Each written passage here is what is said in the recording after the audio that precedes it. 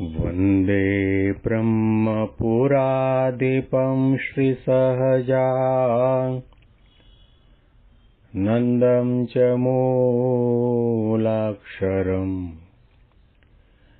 श्रेयस्कारणसद्गुणैकनिलयम् श्रीप्रागजिह्वावत ब्रह्मोपासनधारकं गुरुहरिं यज्ञं तथा योगिनं प्रत्येवं प्रमुखं महन्तमनिशं श्रेयस्वरूपं मुदा। મહિમાનો મહિમા પ્રવચનમાળામાં આજે 30મી ઓગસ્ટ 2025 શનિવારના દિવસે તમામ સંતો હરિભક્તોને મારા સાષ્ટાંગ પ્રણામ. જય સ્વામિનારાયણ. હેપી વચનામૃત દ્વિશતાબ્દી મહોત્સવ. હેપી પ્રમુખ સ્વામી મહારાજ શતાબ્દી મહોત્સવ. છેલ્લા 27 દિવસથી આપણે ગરડા અંત્યનું 26મું વચનામૃત સાંભળી રહ્યા છીએ. આ વચનામૃતમાં મહારાજે કૃપા કરીને ભગવાનના ધારક સાચા સંત કેવા હોય અને એનો શું મહિમા છે એ જણાવ્યું. બ્રહ્મરૂપે વર્તતા હોય, પંચવર્તમાન યથાર્થ રીતે પાળતા હોય, આત્મનિષ્ઠા દ્રઢ કરી હોય, એવા જે સાચા સાધુ છે એને દેવ જેવા પણ ન જાણવા, મનુષ્ય જેવા પણ ન જાણવા, પણ ભગવાનની પેઠે સેવા કરવા યોગ્ય છે. કારણ કે દેવ અને મનુષ્યને વિશે આવી આધ્યાત્મિક ક્રિયા તમને જોવા ન મળે. ઇન્દ્રિયો અંતઃકરણની ક્રિયાને દાબીને વર્તે. માટે જેને કલ્યાણ ઈચ્છું તેણે આવા સંતની સેવા ભગવાનની પેઠે કરવી.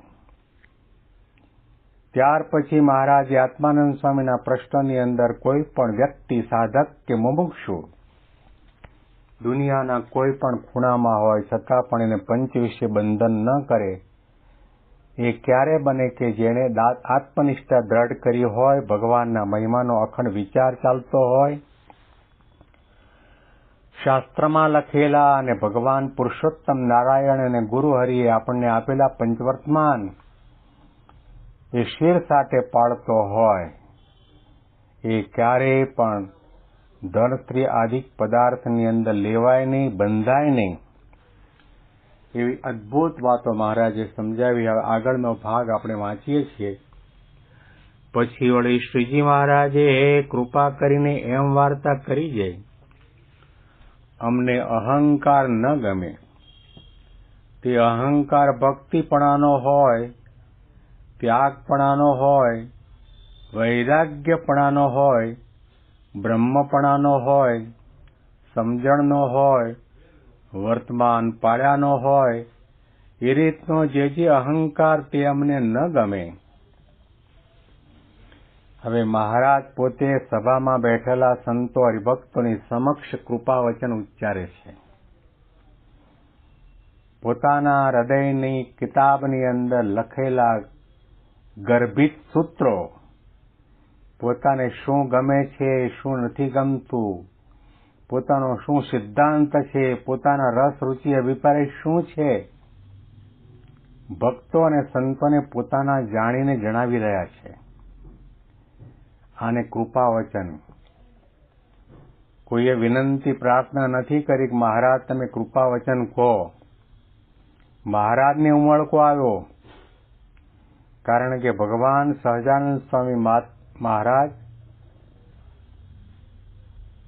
યો વ્યક્તિ યુગપત સર્વમ પ્રત્યક્ષેણ સદા સ્વતઃ,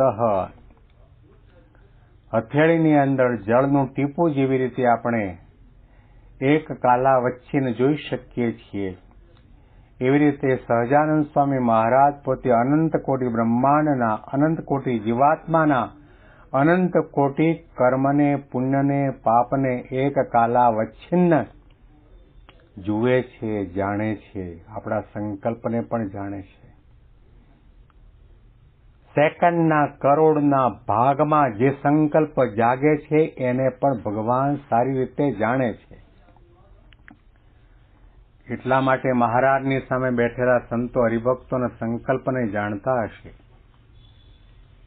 એ સંતો હરિભક્તોના સાધના માર્ગની અંદર ક્યાં ક્યાં વિઘ્ન છે, ક્યાં ક્યાં દૂષણ છે, એ સાધનામાં ક્યાં ક્યાં ખામી છે, ભગવાન સ્વામિનારાયણ બહુ સારી રીતે જાણે છે. અને મહારાજ પોતે એમ નક્કી કરીને આ પૃથ્વી પર પધાર્યા છે કે મારે દરેકને બ્રહ્મરૂપ કરવા છે, નિર્દોષ કરવા છે, માયામુક્ત કરવા છે, સ્વભાવ મુક્ત કરવા છે, બ્રહ્મરૂપ કરવા છે. અને એ મિશનને પાર પાડવા માટે મહારાજ પોતે પોતાના રસરૂચિ અભિપ્રાય સંતોની આગળ વ્યક્ત કરતા કહે છે કે અમને અહંકાર ન ગમે, ભક્તિ ગમે, ભાવ ગમે, પ્રેમ ગમે, સેવા ગમે, સત્સંગ ગમે, કથા વાર્તા કરો, સાંભળો તે ગમે, દરેકનો મહિમા સમજો તે પણ ગમે. મહારાજે કહ્યું કે અમને અહંકાર ગમતો નથી. એનો અર્થ એ થયો કે ભગવાન સ્વામિનારાયણને નિર્માનીપણું ગમે છે, દાસત્વ ભાવ ગમે છે. સાધના, સેવા, સત્સંગ કરતા કરતા સંત અને ભગવંતની કૃપાના કારણે કદાચ તમે ભગવાન જેવો ઐશ્વર્ય પ્રાપ્ત કરો, સામર્થ્ય પ્રાપ્ત કરો, અંતર્યામીપણું પ્રાપ્ત કરો, જગતના તમામ પંચ વિષયમાંથી નિર્બંધપણું થઈ જાય, તમને ગુણાતીત ભાવને પામી જાઓ. એ બધું મહારાજને માન્ય છે, પરંતુ એવા સમયની અંદર તમને કોઈ પણ જાતનો નાનો મોટો અહંકાર જાગ્યો તો મહારાજની નોંધ પોથીમાંથી તમારું નામ નીકળી જાય. એક સમય તમારા માટે એવો હોય કે તમારી ભક્તિના કારણે, સેવાના કારણે, સત્સંગના કારણે, દાન ધર્માદાના કારણે, ભક્તપણાના કારણે ભગવાન સ્વામિનારાયણ, યોગી બાપા, પ્રમુખ સ્વામી કે મહંત સ્વામી મહારાજ પૂજાની અંદર માળા ફેરવતા એક મણકો તમારા નામનો પણ પાડી દે, આવી આધ્યાત્મિકતા તમારામાં હોય, પણ થોડા સમયના માટે તમને એનો અહંકાર આવ્યો કે હું કેટલો મોટો છું કે મારી નામની માળા તો ભગવાન સ્વામિનારાયણ ફેરવે છે, મને યાદ કરે છે. શ્રીજી મહારાજ કહ્યું કે એવો અહંકાર અમને ગમતો નથી. હવે અહંકાર કેટલા પ્રકારના છે એની વાત પણ મહારાજે લખી છે. તે અહંકાર ભક્તિપણાનો હોય. સોનાના થાળની અંદર 56 પ્રકારના ભોગ બનાવીને ભગવાનને ઠાકોરજી આગળ ધરતા હોય, સોનાના થાળમાં ધરો તે પણ સારું છે. તમે જાતે 56 પ્રકારના ભોગ બનાવો છો એ પણ સારું છે, અને ધરાવતી વખતે 5 થાળ તમે ઊભા બોલો છો એ પણ સારું છે. પરંતુ બનાવતી વખતે, થાળ બોલતી વખતે, થાળ ધરતી વખતે થોડા સમયના માટે પણ એવો વિચાર જાગે કે આ સત્સંગની અંદર મારા જેવી ભક્તિ કોઈને નહીં, તો મહારાજ કદાચ તમારી સામે સોનાના થાળને ધક્કો નથી મારતા, પણ એની સામું પણ ન જુએ. કારણ કે ભગવાન સ્વામિનારાયણની નજરની સામે સોનાનો થાળ નથી. એ 56 પ્રકારના એક એક ભોગ અને એક એક ભોગના કણે કણની અંદર તમારો અહંકાર ભર્યો છે.